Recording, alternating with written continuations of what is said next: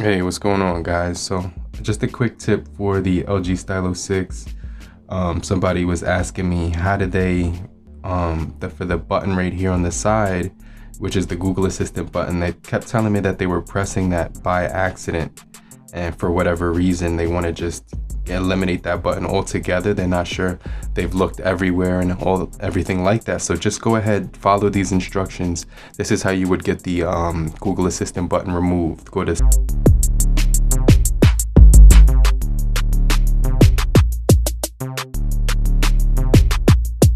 settings right here on your device, and you're gonna see if you just tap that right there one time, it's gonna pop up.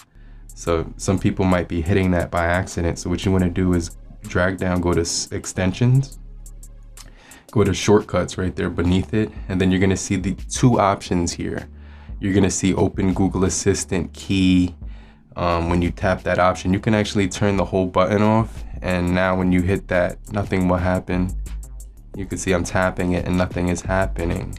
Or you can turn this option off too, where it says talk to Google Assistant when you press and hold the button. So if I like hold this thing, now I can actually hold it and it'll come up instead of just tapping it when it'll come up. So you might want to turn off that first option so that you can still use the button when you long hold it, it'll still work. So just keep that in mind, guys. But just a quick reminder, something to keep in note for the LG Stylo 6.